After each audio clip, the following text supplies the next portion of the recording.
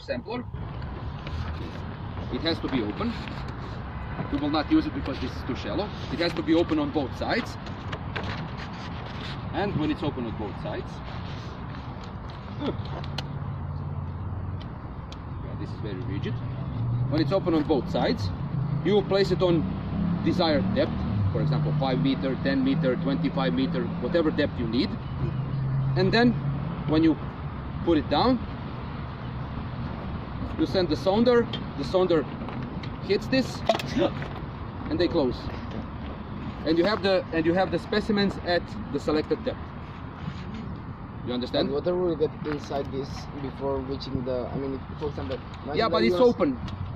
It's open. So yeah, it has an error, but this is a little very small error because it's open up until you send the sounder. So basically you count on everything being washed away up until that depth that you want to measure, and then it closes. And then you take it out, you have this pipe and you fill out the sample that you want to take. Understand? Okay.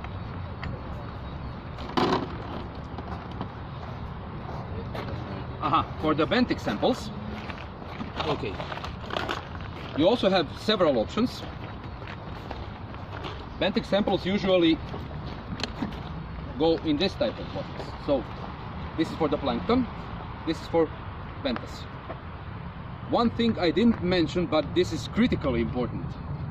Before taking any samples, you have to label all the bottles. Because if you want to label them when they are wet, it's fairly impossible. So you have to label it with the date, with the number of sample, with the name of location, with the depth, for example 5, 7, 10, 15 meter, whatever. So you have to have the labels before you take the sample. So plankton sample, benthic sample. For the benthos, one very easy method of sampling, when you want to sample near the shore, very near the shore. This is called the turkey booster. So it's like a very big pipette, as you can see. Usually it really can be used as a booster for turkey. For Thanksgiving, for example, you take the oil and you just plunge it into the turkey, and yeah. But this is also used for the benthic sampling. So basically, what you do, imagine that this is the coastline, and here is the lake. You have the coastline up until here.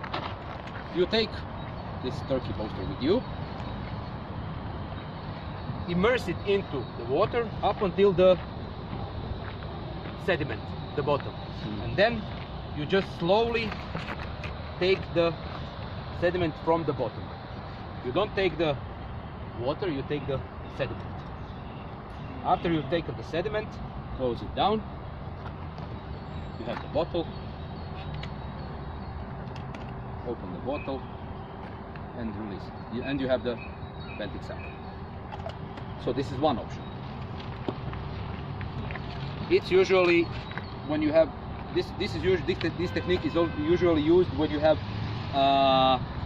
some artificial substrate, concrete, rocks, and you have a fine silt, fine sediment on those rocks. But what if you have some, I don't know, vegetation? What do you do in that place?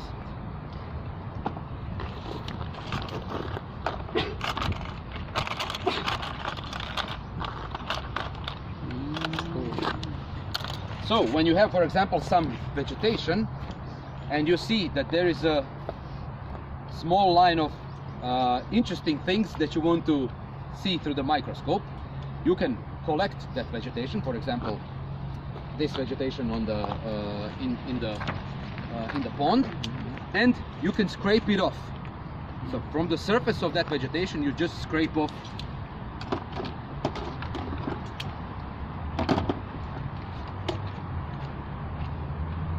you put the vegetation here, you just slightly scrape it off, and then you also have the sample, you pour it into the bottle. Understood? Okay, great. And we have the third option, and this is used for the deep benthic communities.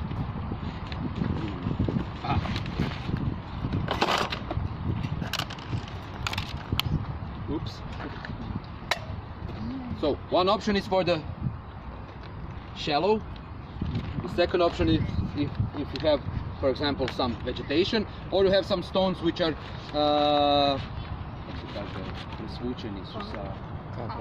which are covered with mosses or any other material that you need to rinse off. So then you use this type of equipment, and for the benthic, for the deep benthic community, you use this. It's called Ekman, is it? Ekman grab. So basically what it does, you submerge it on the depth of lake, pond, swamp, whatever. When it's down, it's open. And then you just press it up, and you have the benthic sample from the bottom.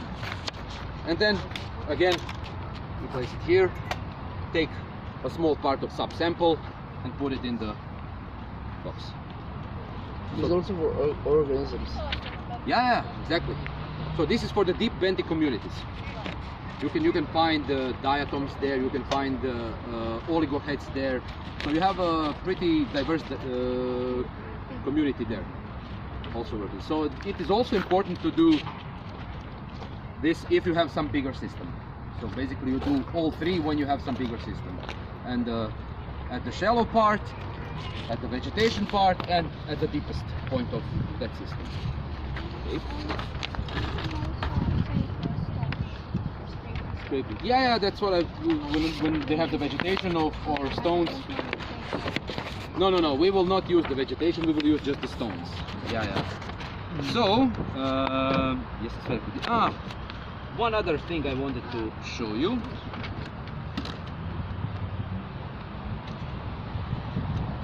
Can you see what this is?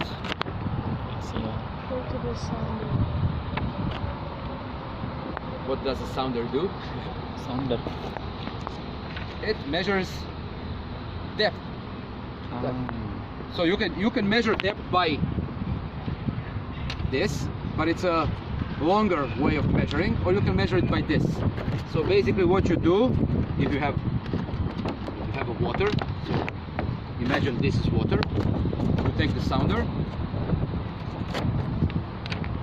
this part goes into the water, just this part, and then when it's submerged, you do this, and then it will tell you the name of the depth of the station. You understand? So it's pretty automatic. Yeah, but this this one is particularly interesting because it is not ours. Ours got broken, but we measured to get one, and we found out that this one measures depth in feet, not in meters. But you can recalculate by using 0.3 meters. So whatever this machine tells you, you just multiply it with 0.3 and you get the meters. Yeah. And what else? And one question: what's the maximum this can measure? What is the maximum depth? The maximum? Yeah.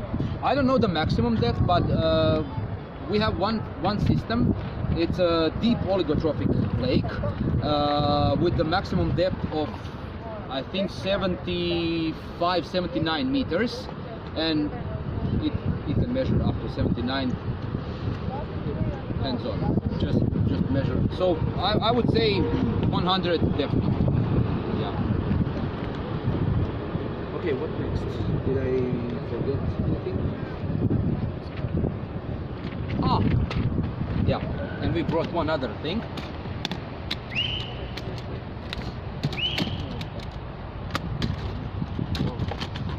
Wow, microscope.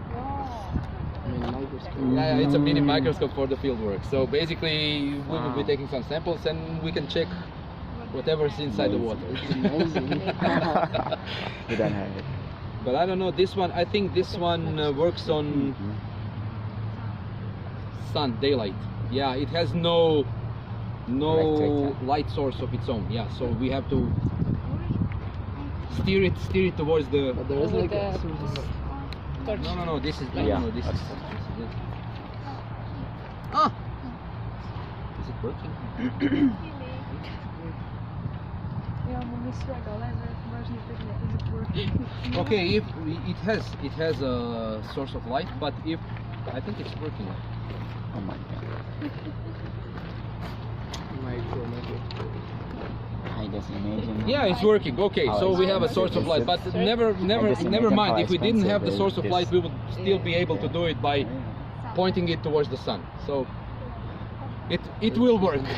It will work. Nice microscope. Also for the measuring of chemistry, just to tell them that you have to put tubes, the whole tube. Ah, okay. So I think I told you all about the theoretical part of what needs to be said. Do you have any questions? No, Yeah. not for now. Yeah, not Not for now. Okay. So since there is 6 of you, we were thinking that you can split up in 2 groups so that it would be more efficient. One group does one thing, the other does the other thing, then you switch. Okay. So that everybody will be doing everything, but will be faster.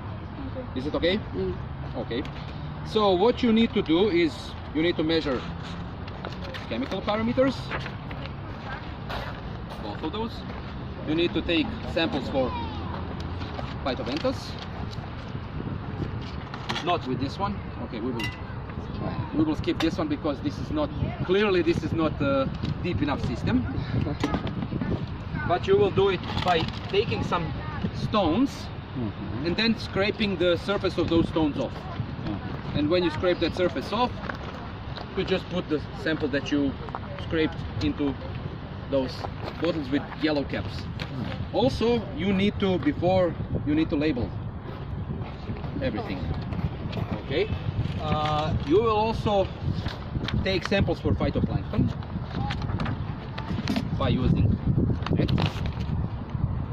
We will be with you the whole process, so don't be alarmed if you don't know how to do it. It's really simple. Also, you will be doing the Secchi, the measuring of transparency. So we will check if the light penetrates all the way to the bottom. I meant surface, to the bottom, or is it somewhere beyond? And what else? We can check for some samples right here. They don't need to measure all. Yeah. We will be doing, for this part of chemistry, we will be doing just That you some parts like you have pH a protocol. or nitrate. Yeah. So and all of you have to fill in the protocols. So basically, you can now form some groups. I would prefer if the groups were mixed, because bonding. Yeah, they will speak Russian otherwise. Yeah. So and after that you can, for example, group 1, group 2. Group 1, what would you like to do first? Yeah, no, I don't have Mechanical part. Chemical. Okay, you will be doing the chemical parts with the multimeter and the probes. Is that okay? Okay. What do you want to do first? Maybe about measuring the light.